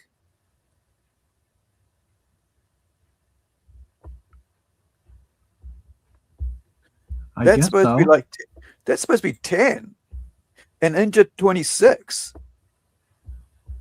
See, when it comes to dude, like, when it comes to trans stuff, it just spits out lies and misinformation. Because in the Minnesota case, there was like, there's a fact check, right? All this shit. So, no, there's not an epidemic, USA Today writes, right? But yeah, 4 3 out of 5 in the last 5 years of mass school shootings have been trans people. Was it 3 or 2? Sorry, my bad. 2, I think it was. 2 out of 5. That's still too many. Right. But it's interesting how they've actually put in anything to do with, like I noticed it had anything to do with China. It's like a no-no. They won't give you the correct information. Now they won't give you the correct information about ethnicities. I found that out about like illegal, migrant crimes, right? They won't tell you that. They won't tell the race of the people. And then they also, so you can't do your research, right? If you're looking to follow up on these things. But 2 out of 5 trans shootings, and even like this week, that's like 10 people he killed, including himself, right? 9 others. And 3 of them, I think, I think there was like about 6 of them or something was like children. Like a couple of them were like 13-year-olds or 14-year-olds.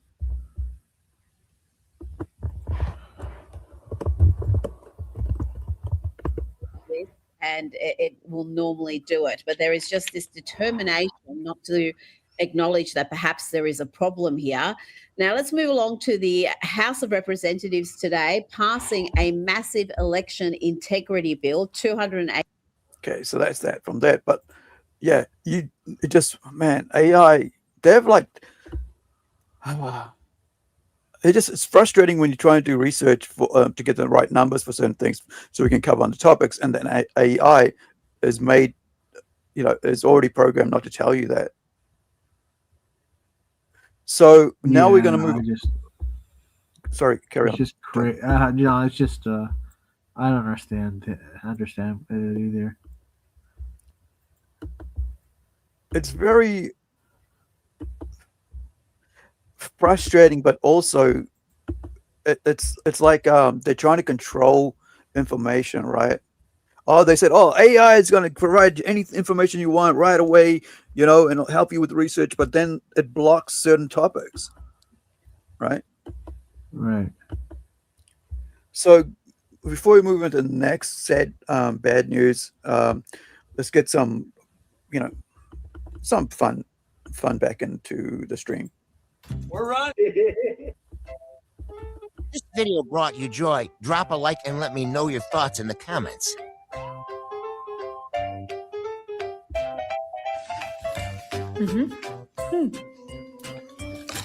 Drop it. Guys, stop it. Is it the best Caesar salad wrap I've ever had in my life? Stop. Hey! This is so bad. Go down. Go down.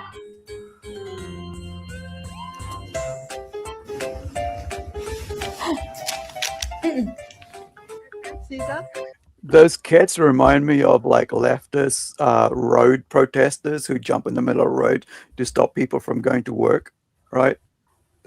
You're trying to do your, get to work or, whatever, do your business, go about your day, and they out there like protesting in the middle of the road and standing in the middle of the road. You mean people who deserve to get ran over?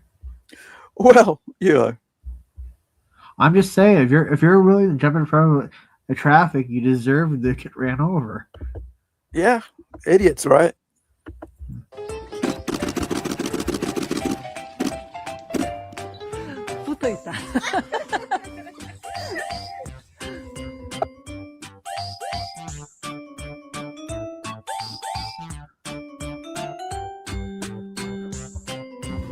Bye.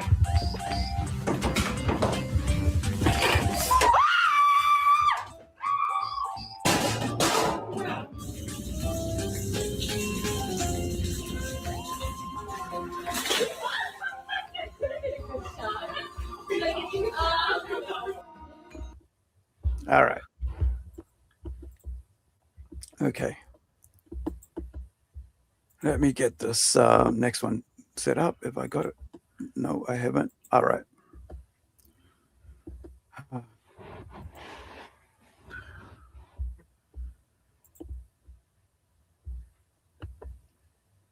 Here we go.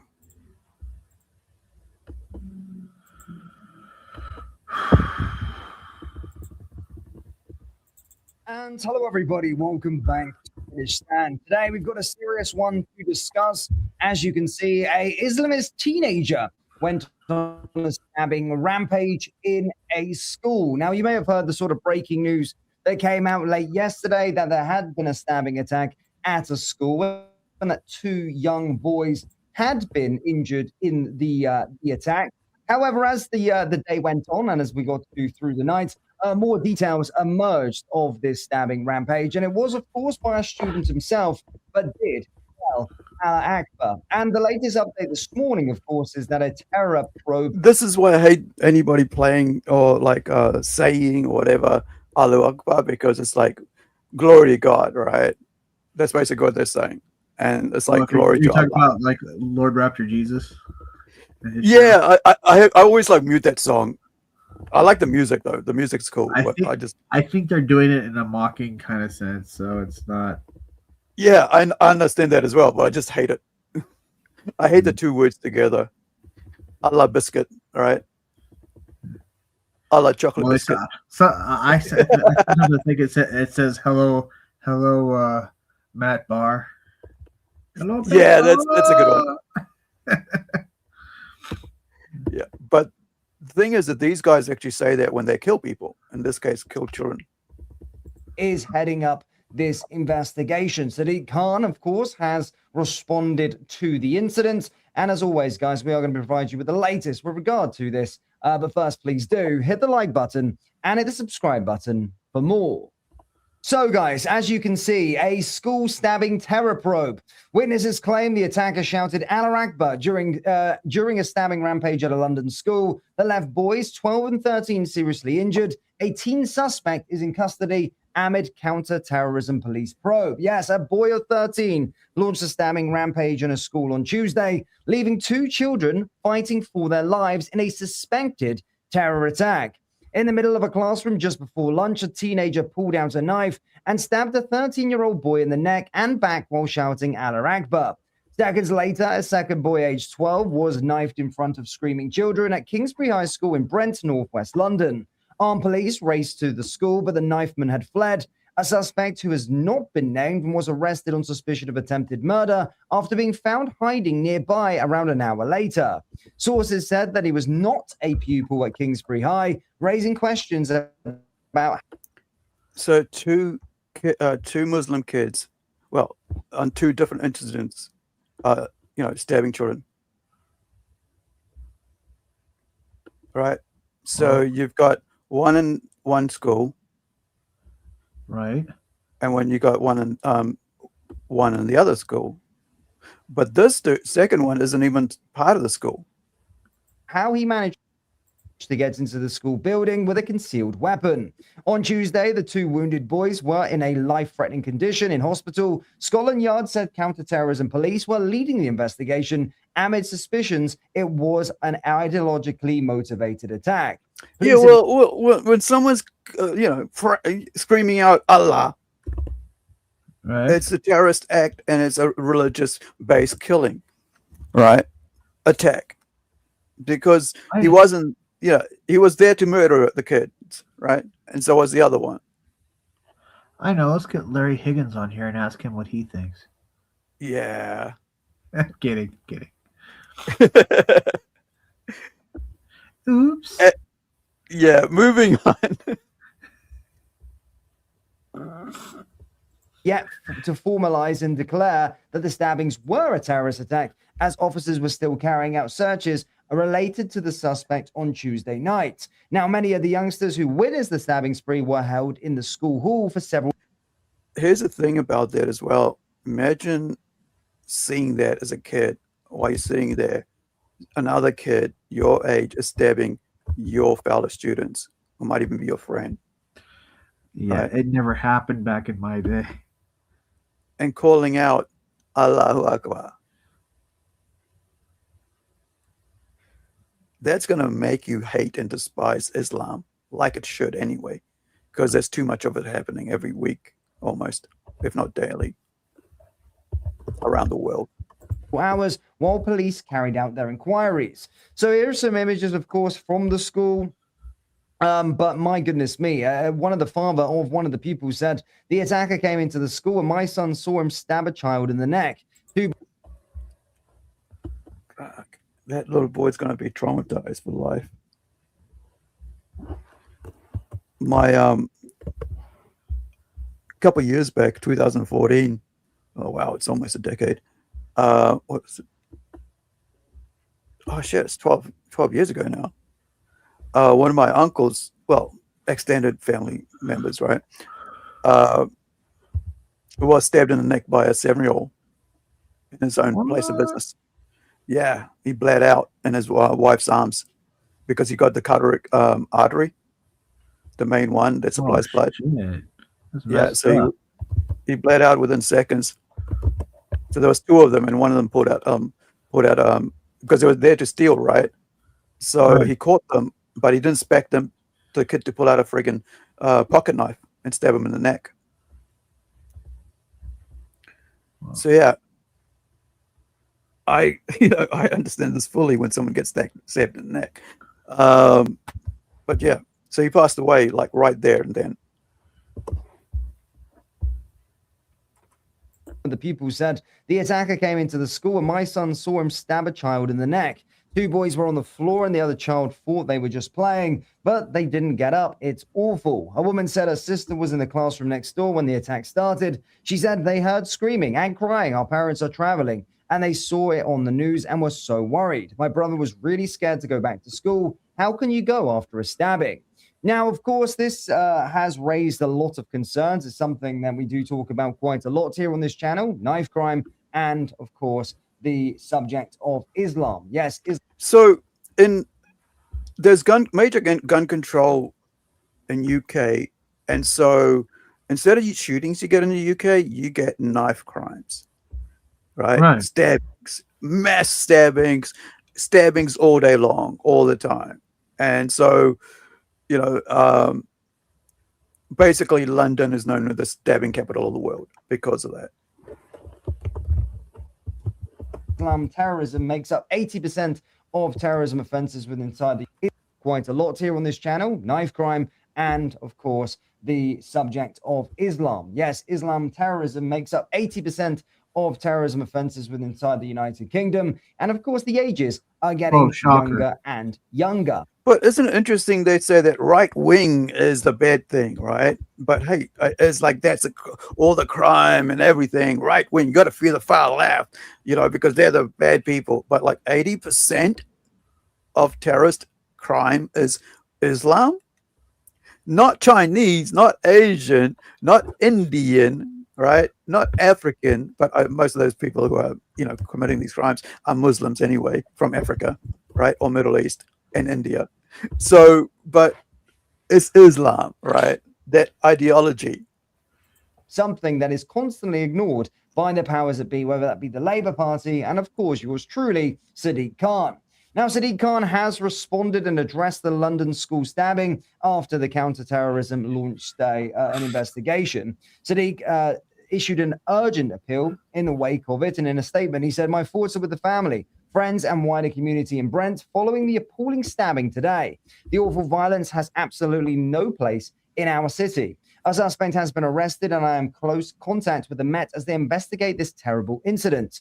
The Met have deployed significant resources into the area, and I urge anyone with information to call police on 101 or Crime Stoppers anonymously on 0800 555 111. There is no..." So you note here, 2 boys aged 12 and 13 were stabbed. And then another boy aged 12 was stabbed, right? And then life-threatening, which means they're going surgery constantly, trying to, trying to save their lives. But, we've done this, we've put up, you ain't done shit. This has been happening for decades. And it's getting worse and worse to where now it's 80%. What happened to these Muslim boys that were stabbing people? Well, we'll find out. Honor in staying silent. So again, this is the stage where we are at this moment in time. Is that one teenager shouting Allah Akbar as he started stabbing students. Obviously, the boy didn't go to the school. And again, 2 boys are currently fighting for their life in a hospital. Now, this has been happening for a very long time. Now, Sadiq Khan will, of course, gaslight you and make it out to you that it isn't the case, that London is a super safe place. But knife crime is, of course, rampant within the capital and certainly is going up in a linear fashion since he was appointed as the London mayor, but constantly ignores it. Now, Islam is something else. It's another subject that, of course, is a radioactive subject and talking point within inside the United. So, Tim, your answer to your question: a teenager has been arrested on suspicion of attempted murder, right? Right. Yeah, suspicion when you've actually stabbed someone. How you get suspicion of attempted murder? See, if they allowed guns in their country, that person would be dead already. Yeah, Percent. but you know, knife crime. You know, instead of guns, they have knife crime, and the 80% and growing. Why It's don't like, they just stab them back? Then well, you know, the fact is that they shouldn't have a knife at school anyway. right? Right. But they did, and they just let it happen. Kingdom. People don't want to talk about this subject because they fear of being racist or Islamophobia. But these conversations need to be had. It was literally just a month ago where I reported to you that the UAE, whilst it's about universities, had stopped funding their students to study in prison due to fears of their students being radicalized on university campuses in the United Kingdom. So everybody... Yeah, that was a huge news about like last month or so, where the United Arab Emirates, right, didn't want to send their students from their country to learn in England, right, to go to their esteemed universities because they'll get radicalized and they'll bring that radicalized Islam back to the United Arab Emirates and actually cause domestic terror there. That is crazy, bro, when a country realizes that your country is growing radical Islamists, right, is radicalizing people to become anti-West and anti-life by teaching them to hate life and pro-Islam. Entire country, bro, a Middle Eastern Muslim country is saying that London, England, right, is Islamic to a point where they're radicalizing people to kill people. Wow. This is what's happening. An entire country, bro. That's got to say something when, you know, a Muslim country tells you that your country is worse. Right. Right. Else, of course, takes this matter very, very seriously, except from the powers that be within inside the United Kingdom and the police and everything around it within our country, because they don't want to be deemed and seen as Islamophobic. And of course, with the Labour government, they don't want to take drastic action because, of course, it will split their votes and they will lose the only voters that they have left. Now, so Labour is basically Democrats. We have Labour Party here. We have Labour Party in the Aussie, and that's what we have them, right? And the colonies, it's basically Labour is the party of the Democrats, the leftist ideological party. And, you know, so they, with their thing, oh, wait, I didn't notice this. Look at this. It says this dude here, one of Britain's most dangerous terrorists jailed for bomb plot set to be released in just weeks. Jeez. Yeah, so Why? let's let him out. Yeah, they should just hang him. Yeah. So, just one more little quick one on this one, and then we'll be out of here. So where are we? Yeah. So this is from another channel. This is from a couple of days ago again. This is Baraka Amuri, a British gentleman, speaking on the same subject. lifelong, and every time you try to resist, they put you in jail. For my children. You control your mind for so long to the point where you let them decide what your kids should learn, what gender they will be. And now you've let them to come for the whole nation, destroying what Britain once stood up for.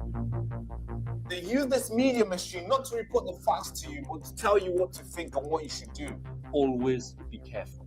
They're hiding the facts behind the noise, and they're recruiting pedophiles to tell you how to behave. And these politicians you meant to protect you, they're out there smashing your head on the ground. And no jail time for them. This road we've been on has been very dark for a very long time. Have a lot. We the people make the nation, and if we don't stand up and advocate for justice, then we certainly won't make this nation great again. So we have to create a place for that, a place that can contribute to a more informed society. And that place is Next Frontier Media.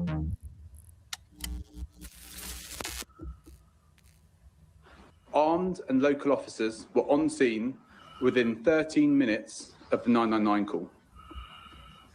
On arrival, we were made aware that a 12-year-old boy had also been stabbed, and the boys had been taken to hospital. We await an update on how they are, though we understand their conditions to be serious. The thoughts of everyone at the Met are with them and their loved ones, and we want to thank the doctors and nurses who are providing the boys with urgent care. The suspect, who we believe to be 13, left the scene following the stabbing. After urgent inquiries, ladies and gentlemen, arrested him patriots, and also recovered a weapon. Truth seekers, digital warriors, welcome back to the show. This is Britain today. Young kids are carrying knives in school. They are stabbing each other up. This is a problem that needs to be fixed. I've been talking about this for a very long time. It looks like nobody wants to do anything about it. Everyone is always ready to say, oh, apologies. But witnesses claim the attacker shouted Allahu Akbar during the stabbing at school that left boys injured, 2 young boys. This is insane, folks. And it looks like we're just getting started. We always think like, oh yeah, it happened one time, so it's not gonna, it's not gonna happen again. It's just one little incident, I guess. Just a boy. It was, mental health. Nobody cared about him. That's why he went out there and stabbed over people. But this is what's taking place, and this has been going on for a very long time now. So let me just set this stage, right? Oh, God. This is crazy, folks. This is insane. So let me just bring out the article here. Daily Mail did a piece. I think everybody has touched on it. Everyone has touched on it, but let's just read the one that we can find. Witnesses claim the attacker shouted Allahu Akbar during the stabbing at the school, left boys injured. A boy, 13-year-old, launched a stabbing rampage in school on Tuesday, literally a couple hours ago, leaving 2 children fighting for their lives. A suspect in a suspect terror attack. In the middle of the class, just hours before lunch, teenager pulled out a knife and stabbed a 13-year-old boy in the neck and at the back, in his back, shouting Allahu Akbar, witness said. Second later, a second boy, aged 12, was knifed in front of screaming children at this school, at this Kingsbury High School in Brent, North West London. This is insane, folks. This is becoming a new normal. It's becoming a new normal now where young kids are carrying knives. How many times do we need to sit here and report this? Now, of course, they didn't release their name. They didn't release the pictures. This is a big case. The counterterrorism police is on this case already. They have not classified it as a terrorist attack, but the way it is, it looks like they even said, if I just carry on here on this article, they even said this was a ideologically motivated attack. You make sense you make that what you will. So this was an ideological attack. Now, here's a full report from the Telegraph. They also reported on this. The Telegraph also reported on this. Counter-terror police lead investigation into the school stabbing 2 boys aged 12 and 13 in serious condition after American-style attack in northwest London. Counter-terror police, 2 boys in which happened in Kingsbury High School on Beacon Lane in Brent on Tuesday lunchtime. On Tuesday evening, a 13-year-old. Did he just say American style attack? Is that what they reported in their friggin' newspaper? I have no idea. So the Canadian news channels were reporting, comparing, like, rather than talk about the stabbing in Canada, the shooting in Canada this past week, they said, oh, in America it happens more often. It's like, why do they always talk about America when it's their own country involved in these mass situations, right? And these attacks and these murders of children. It's like trying to gaslight you. Well, it's not as bad as America, like aboutism, right? What about America? Let's not talk about our own. But that's crazy. So it's a longer coverage of that. It's and more detail. So do check out that the channel there. I've got the link. Sorry, the video there and the channel, of course. The links in the link is in the chat. That's Baraka Amuri. He does a very good follow-up to do with Muslim, not follow-up, but videos on Muslim pedophiles in the street who have been harassing, stalking girls and stuff like that. So there's a lot of coverage on there. So next up, let me remove that one. And this is our final video, I think. And this is another terrible, terrible situation. Again, Muslims involved, migrants involved. So, the abduction and rape of a 12-year-old schoolgirl, right? On taxpayers' dollars, he went and bought him some drinks afterwards.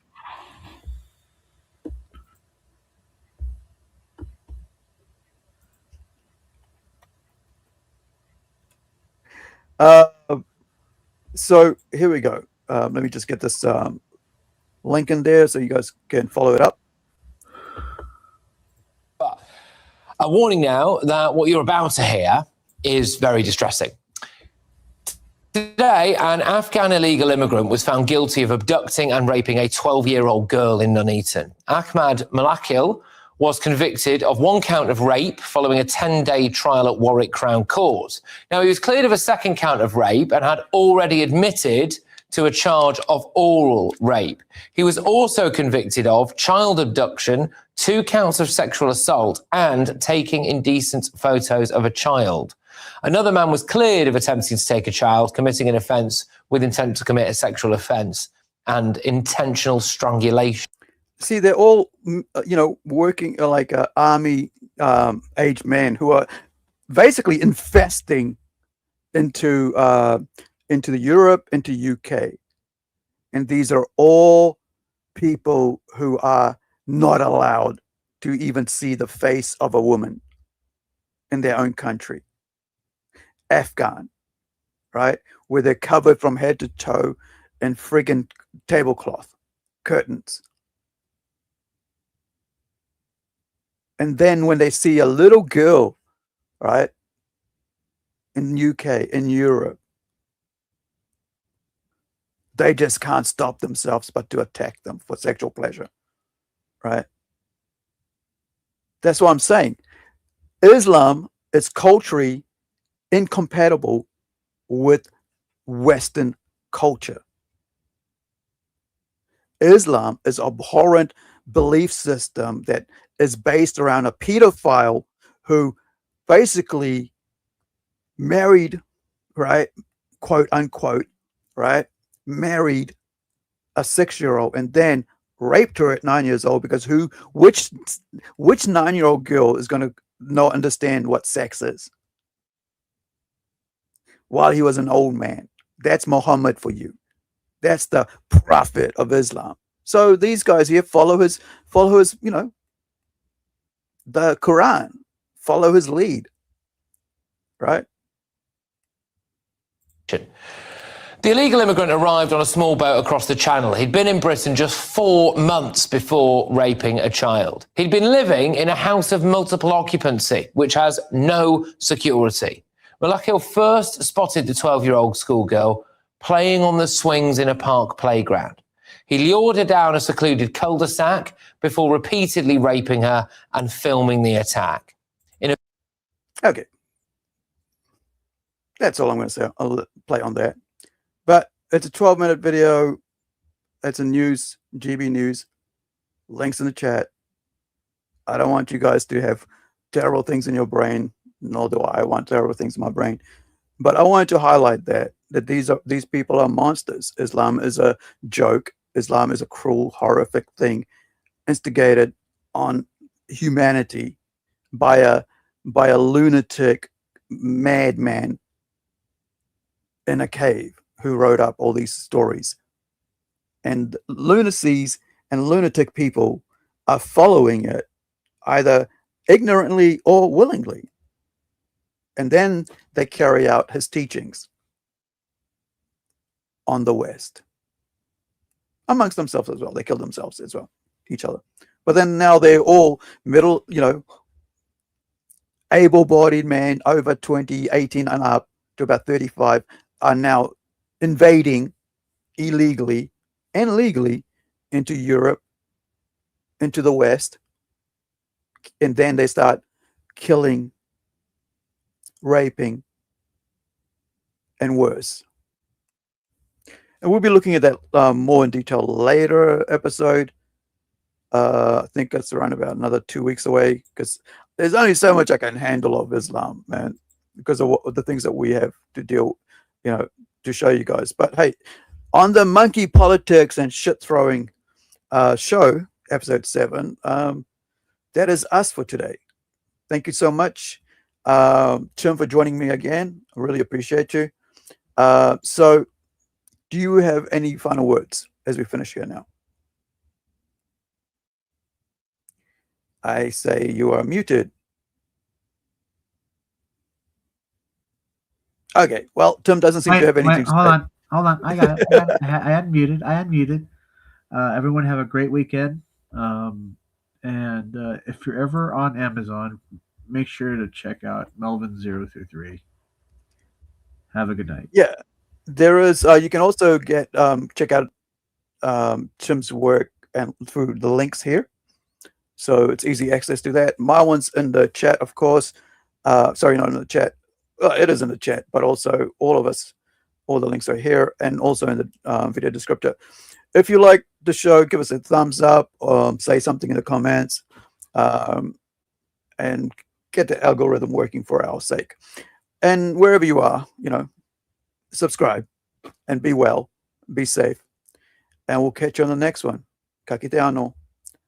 Be well. Again, see you on Sunday, US, Monday, New Zealand, which is in about 2 days. Bye for now. Thank you, Tim. Nope. Can't stay here anymore. I gotta get back. I think this was the spot. Oh Lord, I beseech thee, please return me to my old life. I swear I'll do anything. Like, literally anything. And I won't bother you again, so pretty please bring me back to life.